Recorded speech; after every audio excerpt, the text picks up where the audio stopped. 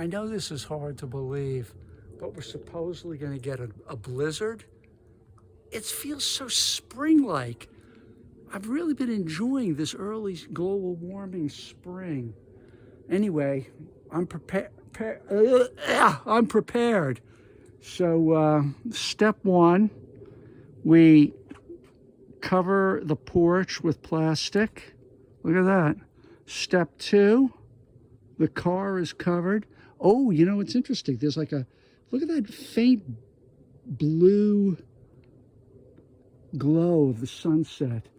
It's very beautiful out. Now, here's the hard part. Here's the hard part. You got to climb up these steps with the plastic. You're almost risking certain death. Watch. You got to put one foot here, and then you got to go up here and go like that. Yeah. Okay. Well, let's hope the furry little animals can survive this blizzard. I know it won't be easy. Oh well, let's see what happens.